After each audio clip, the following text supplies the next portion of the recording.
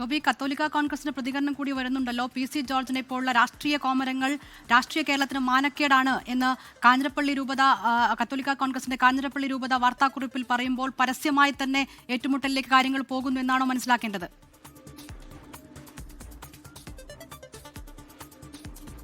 ഇതില്ല, തീർച്ചയായിട്ടും സഭ നേരിട്ട് എന്തായാലും PC ജോർജിന് ഒരു മറുപടി നൽകാൻ തയ്യാറല്ല. കാരണം അതിനെ ആ അവജ്ഞയോടുകൂടി തന്നെ അവഗണിക്കുന്നു എന്ന് തന്നെയാണ് നമുക്ക് മനസ്സിലാക്കാൻ സാധിക്കുന്നത്.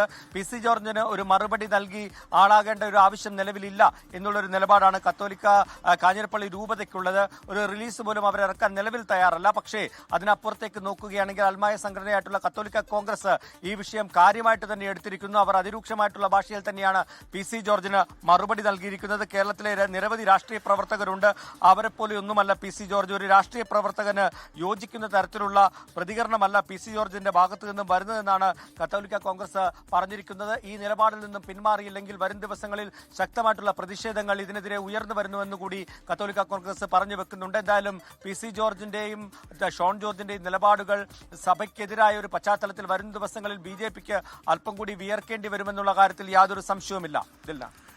ടോബി ജോൺസണാണ് കോട്ടയത്ത് വിവരങ്ങൾ നൽകിയത്. എന്തായാലും വരും ദിവസങ്ങളിലും കൂടുതൽ പ്രതികരണങ്ങൾ ഉണ്ടാക്കുന്ന ഒരു പ്രതികരണമാണ് PC ജോർജിന്റെ ഭാഗത്തുനിന്നും ഉണ്ടായിരിക്കുന്നത്. ഇത് PC ജോർജിന്റെ ശൈലി എന്ന് പറഞ്ഞത്ര കാലം BJPക്ക് ഇതിൽ നിന്ന് കൈയൊഴിയാൻ പറ്റും എന്നാണ് കാണേണ്ടത്.